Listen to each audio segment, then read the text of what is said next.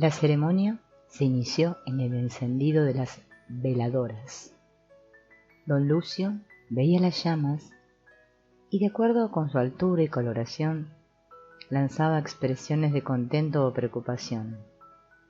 Después hizo la introducción frente a la asamblea de espíritus, diciendo que él me recomendaba y hacía hincapié en mi entusiasmo, buena fe e intenciones. Don Lucio seguía viendo las flamas y anunciando que todo iba bien, que no tenía problemas y que había sido aceptado. Más tarde nos sentamos a comer y le empecé a hacer preguntas. ¿Existe la reencarnación? ¿Los servidores del tiempo reencarnan? ¿La conciencia se adquiere o se deposita en un cuerpo? Don Lucio reía ante las preguntas y las contestaba una por una. La reencarnación sí existe, dijo solemnemente. Los servidores del tiempo nunca regresan y la conciencia se da. Discutimos luego acerca de una profecía tibetana que mencionaba México como un lugar de inicio de un gran cambio de conciencia. El cambio ya fue iniciado, dijo don Lucio, y será muy grande. No me quiso decir quién ni cuándo se había iniciado, pero contó la historia del abuelo del discípulo que recién había limpiado. Era un hombre muy bueno, pero los rayos se la traían con él. El rayo le cayó 3 veces, y la última de ellas lo mató.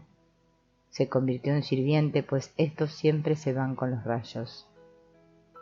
Ahora su nieto tiene un trabajo, pero se ha dejado, y por eso le vino su enfermedad. Continuamos hablando por varias horas y al final quedamos de vernos el lunes para platicar acerca de nuestras experiencias. Nos despedimos y don Lucio me deseó toda clase de bienes. Después de 2 días oscilantes entre la conciencia y la inconsciencia, entre la alegría y la depresión, fui a visitar de nuevo a don Lucio. Don Lucio escuchó con atención mientras yo relataba lo sucedido durante la semana y de vez en cuando asentía con la cabeza ante algunas afirmaciones que yo hacía. En realidad habían habido muchos problemas, oscilaciones de ánimo y desesperación intensa, momentos de alejamiento de mí mismo y falta de conciencia. Ya lo sé, dijo sorpresivamente don Lucio. Lo que pasa es que no aprovecha la comunicación que le abrí con los espíritus. Durante los momentos en los que uno se siente inquieto y deprimido, lo que sucede es que algún espíritu quiere comunicarse. Lo mejor que uno puede hacer es relajarse y apartarse a un lugar solitario. En cambio usted se ha peleado y ha hecho enojar a los espíritus que han intentado comunicarse. Debe aprender a reconocer esos momentos y debe aprender a medir el tiempo. Esto último me dejó inquieto. ¿Qué quería decir don Lucio con medir el tiempo? Le hice la pregunta y me contestó muy serio. Yo hice el camino solo. Nadie me dio luz. Aprendí a reconocer otras realidades y mi curiosidad, en lugar de disminuir, aumentó. Después de muchos años, ellos me dijeron que había llegado al límite de lo que me podían enseñar. Me llevaron a un lugar y ahí me mostraron 3 líquidos. El del bien, el del mal y el del conocimiento del comportamiento humano. Después me mandaron a trabajar. Usted es joven y fuerte, y puedo ver un camino lleno de grandes conocimientos. Pero debe aprender a aprovechar la comunicación que se le ofrece. Eso es saber medir el tiempo. Después, don Lucio dijo que en un momento dado empezaría a oír voces y después a ver gente que vendría a visitarme. A mí, añadió, siempre me acompañaron 2 o 3 trabajadores y ellos me mostraron todo lo que sé. Usted debe ser exigente y nunca satisfacerse con explicaciones a medias. Pregunte y extienda su voluntad hacia lo ilimitado. Cuando no pueda recordar algo, no se quede ahí. Siga tratando y las respuestas vendrán solas. Interrumpí a don Lucio para preguntarle cómo se podía reconocer la voz de un espíritu de la propia. Le dije que yo había sentido esas voces muchas veces, pero que me decían cosas contradictorias e incongruentes. Ese es uno de los secretos, dijo crípticamente. Es necesario reconocer la procedencia de las voces. Cuando lo haga, el siguiente paso es seguir sus órdenes. Ya le dije que llegará el momento en el que no solo oirá, sino que también verá. Mientras eso suceda, quiero que venga a verme muy seguido. Después ellos se encargarán de guiarlo. Primero hay momentos de inconsciencia cuando el espíritu de uno se comunica con ellos y arregla sus negocios. No hay que espantarse. Lo mejor es aislarse y al final el espíritu de uno vuelve y la conciencia también. Es cuestión de 1 hora a lo mucho. Los negocios no duran más que eso. Yo puedo ahora hablar con ustedes al mismo tiempo que con un espíritu. Me costó mi trabajo hacerlo, pero ahora lo hago. Yo sentí que se refería a aquel preciso instante y se lo dije. Le pregunté de qué estaba hablando con el espíritu visitante. Don Lucio rió regocijado con la pregunta y no me quiso responder. Solo me dio a entender que era cierto lo que yo había notado. A pesar de su risa, yo seguía notando cansancio en su mirada. Se lo hice saber y me dijo que después de tantos años de estar en eso, el cerebro se cansa. Le prometí llevarle unas vitaminas y quedamos de vernos dentro de 2 días. No olvide, me dijo al despedirnos, que tiene la luz. Cuídela y que le vaya bien. Ahora que lo pienso, creo que algo en la luz angelmática es la luz que don Lucio me dio. A mí esa luz empezó a estimular mi fantasía, y aunque ya había incursionado por el territorio de los cuentos, a partir de mi encuentro con don Lucio, los que escribí ganaron en creatividad y fluidez. Antes de reproducir alguno de ellos, quisiera aclarar que en su manufactura no todo fue imaginación. En realidad todos mis cuentos están basados e inspirados en eventos reales y en experiencias auténticas. Cuando los empecé a escribir me impuse la obligación de transmitir con ellos enseñanzas. Después me di cuenta que ese deseo me evitaba ser libre, por el contrario me sometía a una especie de dependencia autoimpuesta, muy molesta y distractora. Últimamente el motivo para escribir es el mismo hecho de escribir, y eso es una ganancia tal que mi espíritu se regocija al reconocer que es capaz de disfrutar del acto mismo sin necesidad de algún efecto deseado o de una recompensa. En realidad, toda manifestación es asombrosa y tan milagrosa como la flama creativa de la cual proviene. El percibir esto requiere colocarse en la posición de observador asombrado por el proceso de la vida. ¿Quién puede decirse lo suficientemente sabio como para saber el origen de la creación de cualquier creación? ¿Quién puede definir la luz angelmática? Cuando en la meditación se elaboran todos los contenidos del pasado y de pronto se vislumbra la existencia en el presente y se es capaz de admitir la belleza de sentirse vivo y de disfrutar plenamente la capacidad de crear. Cuando todo está bien y uno sabe que está bien porque así uno lo percibe, cuando se reconoce la existencia de una alegría sin condiciones ni aparente causa, entonces se coloca a la conciencia en la esfera de la luz angelmática. Los siguientes cuentos fueron escritos durante esos instantes de gran creatividad. El juego. A Louis Chauvet. Mientras todos esperaban su turno, el sonido hueco y preciso aumentaba su frecuencia. En ocasiones parecía que aquella pequeña esfera pálidamente blanca continuaba existiendo como trazo continuo sobre la verde pradera de la mesa. Cuando les habían propuesto iniciar los juegos, todos se habían mirado con un estupor vacío de esperanzas. Lo único que podía entusiasmar era el conocimiento nuevo, y la perspectiva de pegarle a una esfera repetida y fríamente no excitó a nadie. Solamente Crack intuyó que algunas características del espacio podrían averiguarse así. Con una sonrisa en los ojos, movió la cabeza afirmativamente. Damontot no lo hizo esperar, y a los 15 minutos el sonido hueco se oyó por primera vez dentro de los muros de la comunidad. Aquella noche Crack no pudo dormir. Docenas de imágenes lo llenaban, asombrándolo por su claridad y detalle. En la mañana se encontró preguntándose quién era y qué hacía en el planeta Tierra. He querido ser como un pájaro, se dijo frunciendo el ceño, como un espíritu libre de ataduras, pero solo lo he deseado.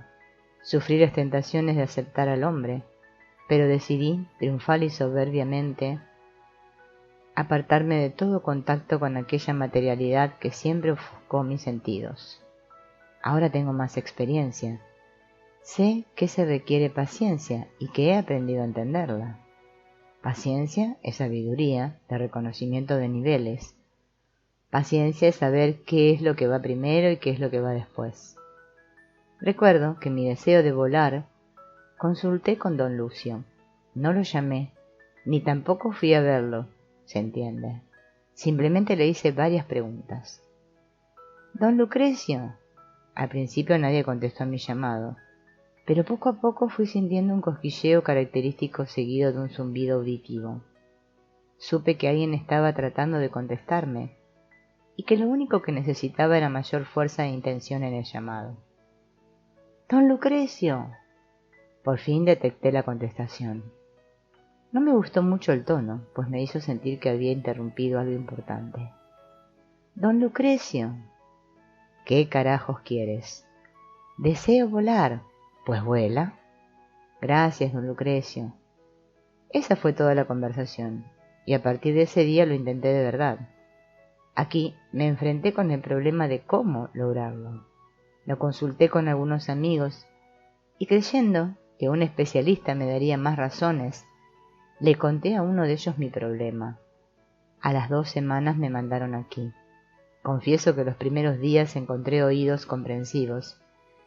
Les hablaba de mi sueño y me contestaban en forma parecida a como lo hizo don Lucrecio.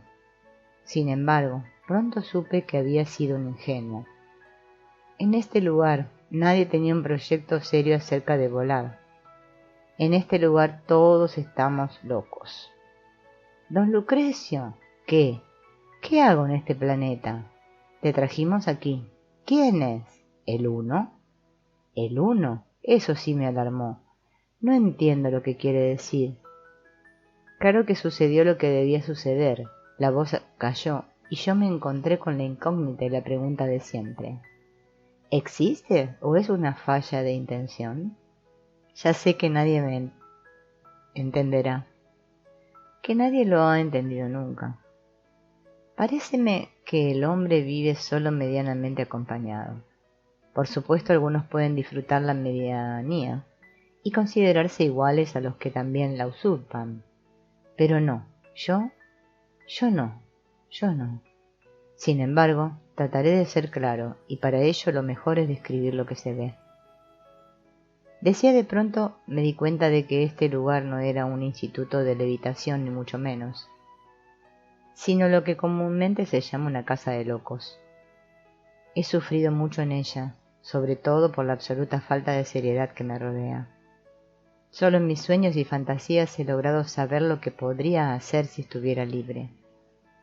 Primero recaudaría fondos, convencería a algún millonario de la necesidad de volar. Después reuniría gente que esté en el mismo problema y que como yo desee resolverlo.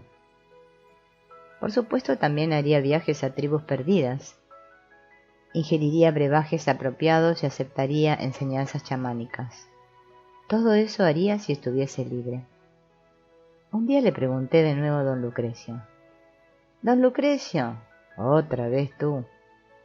Perdón por la interrupción, pero ¿me podría decir cuándo voy a salir libre?» Debo confesar que antes de recibir la contestación a esa pregunta sentí un dejo de duda de don Lucrecio. Fue la primera vez que sucedió desde que hablo con él, y eso me hizo pensar que lo que me contestaría sería absoluto. Y así fue. Me dijo, «Ahora eres libre». Acostumbrado como estoy a seguir las indicaciones de mi amigo, me dispuse a disfrutar de mi nueva libertad y decidí esperar señales. La primera no se hizo esperar.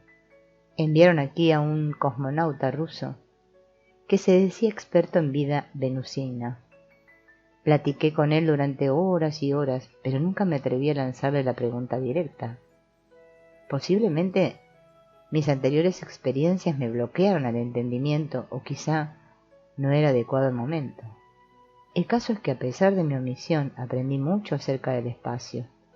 Entendí que en ese espacio estaban las respuestas a mi deseo de elevarme por los aires. Ya sé lo que piensa en este instante aquel que me esté leyendo. Dirá que simplemente soy un loco más. Lo único que puedo decir es que aquí, en esta casa de locos, he aprendido a distinguir entre un loco y un genio. No es la actividad ni el contenido de la misma lo que los distingue, sino simplemente la capacidad de ser paciente. El loco es impaciente y el genio es paciente. ¿Paciente para qué? Para hacer lo que se le dé la gana. En fin, decía que las cosas empezaron a cambiar y yo a sentirme genio. El cosmonauta amigo mío y yo reconocimos la necesidad de aprender acerca del espacio, y sucedió que al día siguiente de tal reconocimiento llegó a nuestra comunidad otra señal. Mandaron una mesa verde con grabados blancos. La llamaron de ping pong, pero yo reconocí su manufactura y supe que provenía de don Lucrecio. Después, alguien nos invitó a pegarle una pelotita blanca. Acepté convencido de que iba a conocer la organización del espacio y que esa sería la forma paciente de aprender a volar. Encontré a Adamonto absorto en la visión de sus propias manos acariciándose mutuamente. A los pocos minutos comenzamos a jugar. La pelotita blanca la veía atravesando el espacio entre mi lugar y el que ocupaba Adamonto, dejando en ese espacio una línea blanquecina sutil y ligeramente humeante. Me había costado años llegar a percibir el trazo de los objetos en movimiento a través del espacio. Era fascinante hacerlo ahora. Con Damonto, las huellas de la pelotita empezaron a formar una nube semisólida de interconexiones entre mi cuerpo y el de mi amigo. Encima de la superficie verde, una telaraña compacta de líneas brillantes flotaba, y yo dirigía la pelota hacia los huecos de aquella masa informe y espectacularmente compleja. Eso es lo que más me gusta de este juego: construir la tremebunda red y luego llenar sus huecos con nuevos trazos. Es obvio que el trayecto de la pelota cambia según los huecos por los cuales se introduce. Sé que todo viaja en el espacio a través de esos huecos, pero nadie se da cuenta de ello. Jugamos 2 horas y al terminar había un sólido blanquecino encima de la mesa, brillando con reflejos violáceos como una masa pastosa que unía mis brazos con los de Damonto. Desembarazarme de esa masa me costó trabajo. Le cedí mi lugar a otro jugador y me senté a observar cómo la pelotita atravesaba la nube blanca dejando huecos en la misma. A los pocos minutos eran tantos, tan intrincados e interconectados entre sí, que vi como toda la estructura caía como un edificio carcomido en sus cimientos. Me asombré de que nadie se fijara o por lo menos reaccionara corporalmente ante el estruendo de la caída, pero nadie lo hizo. En la noche y en mi camastro, pensé que el secreto de todos los movimientos y todas las cosas está en el trazo que dejan en el espacio. Sabía que en algún lugar del planeta tendrían que existir gentes que conocieran los secretos de los lazos espaciales. Me imaginaba que al escribir un yo vuelo en el aire serían capaces de levitar estimulados por el contenido energético de su escritura áurica. Soñé que yo pertenecía a una tribu en el África Oriental, conocedora de la escritura espacial. Todos los términos de tal escritura eran onomatopéyicos. Si alguien en la tribu deseaba amar, escribía el concepto en el espacio. Intrincados trazos jeroglíficos alteraban el espacio alrededor del nombre de tal forma que solo mirar los trazos escritos se empezaba a vivir la emoción del amor. Después hablé con Damonto. Le dije que empezaría un experimento con el juego de ping-pong. Trazaría en el espacio sobre la mesa el término yo vuelo, tal y como lo había soñado. Al día siguiente lo intenté sin éxito. Sin desesperarme lo probé de nuevo durante 2 meses. Ayer, durante el juego vespertino cuando monto, logré trazar todas las letras y sentí un leve desprendimiento. Corrí a informar del mismo a la dirección de esta intuición y hoy me di cuenta que la mesa de ping-pong había desaparecido. Damonto me acusó de ser el responsable del atraco. Ya no me importa si lo fui o no. Solo sé que es posible volar y en las noches al visitar a mis amigos en África aprendo más cosas de las que todos aquí se pueden imaginar. La tribu. Bastante se ha discutido el valor de la escritura. Algunos dicen que cuando la humanidad aprendió a escribir perdió la memoria. El mundo sin registros escritos, dicen esos críticos, sería la perfección mnémica. Nadie tendría deseos de guardar datos y nadie se abandonaría a la tentación de no confiar en su propia memoria. Esas críticas son acertadas, pero lo son para el tipo de escritura que conocemos. Digo lo anterior porque tengo noticias de un tipo de escritura que no produce los efectos nefastos que tan acertadas críticas han puesto de manifiesto. Antes de introducir al lector a los secretos de la escritura, arriba mencionada, debo explicar algunos eventos que ayudarán a su comprensión. Empezaré relatando la vida del reverendo Verne L. Cameron, uno de los originadores del conocimiento radiónico. En 1925, Verne Cameron compró una propiedad rural cerca de Escondido, en la zona de San Diego, en California. Dedicado a la agricultura, se encontró con la necesidad de perforar un pozo para obtener agua. Un vecino le mostró, después de varias perforaciones inútiles, el uso de un extraño instrumento que, acoplado con la conciencia, mostraba la localización de depósitos acuíferos. Pero el verdadero interés de Cameron se inició cuando su abuela, vieja germana, vino desde Washington para instruirlo en el uso de alambres radioestásicos. Cameron encontró su agua y un medio para estudiar fenómenos energéticos sutiles. Él mismo se dio la tarea de inventar nuevos y cada vez más sofisticados aparatos para el estudio, delineación y comprobación de auras, energías radiónicas de objetos y de animales.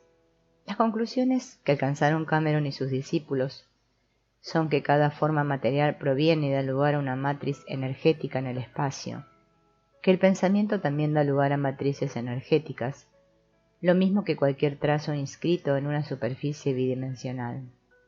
Estudios más avanzados han hallado que la frecuencia de la emisión radiónica cambia dependiendo de aspectos de un dibujo, como son las distancias que separan las líneas que lo constituyen y su morfología. Más aún, se ha encontrado que tales energías pueden ser enfocadas y amplificadas utilizando conos, cuya punta sea suficientemente precisa. Seguramente el lector intuye ya una relación entre la escritura tribal que mencionaba al principio y el desarrollo de formas energéticas. Los miembros de la tribu en cuestión son conocidos como los Sioux Cantonianos.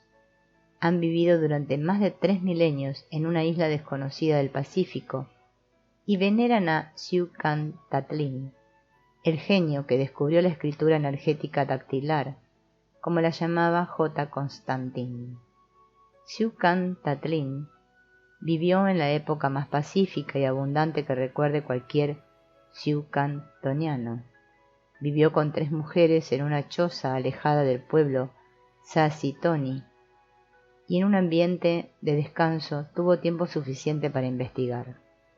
Como siempre, tales estudios fueron motivados por una serie de sucesos primeramente pasados por alto, por su carácter obvio y después considerados como extraordinarios. Sucedió que Xiuhcan-Tatlin tenía una esposa favorita entre sus 3 compañeras. Había algo en los dedos de su favorita que lo hacía retorcerse de placer cuando lo acariciaba. Por más que las otras esposas trataban de imitar los movimientos de la favorita, no lograban producir los mismos efectos. Cuando el agraciado marido se dio cuenta de que las artes de su favorita no se debían a movimientos o presiones táctiles peculiares, quiso averiguar cuál era el secreto. No encontró ninguna peculiaridad distintiva en la forma de la mano o los dedos de sus compañeras, tampoco alguna diferencia de temperatura u olor. Intrigado sobremanera, se pasaba observando durante horas enteras las 6 manos y los 30 dedos que tanto conocía, pero sin éxito alguno. Un día tuvo una idea que comunicó un tanto atemorizado a sus mujeres. Estas se miraron de reojo cuando oyeron que su esposo común deseaba ser acariciado simultáneamente por las 3. No queriendo provocar su mal humor, accedieron, y una mañana, junto al mar, procedieron a atenderlo.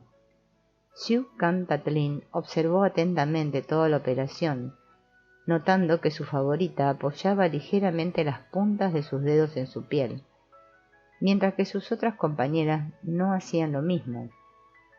Siu Kan Tatlin tomó entonces una dentadura fosilizada e hizo colocar las puntas de los dedos de sus esposas frente a ellas, mientras las observaba desde una hendidura entre 2 molares. Así pudo magnificar la zona.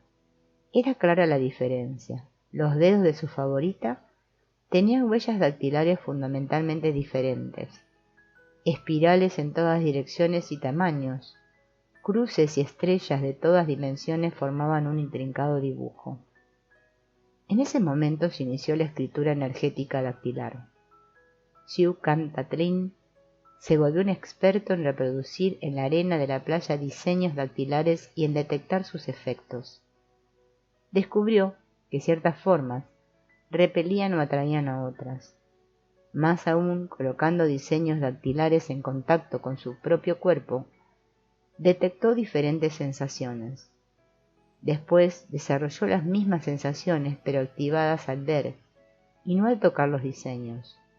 Puesto que cada diseño provocaba diferente experiencia, Siu Kan Tatlin bautizó los distintos diseños y así creó representaciones gráficas de palabras y conceptos. En la actualidad, los Siu Cantonianos han logrado volar, calentarse, enfriarse, llorar, reír, dormirse, solo con leer su escritura.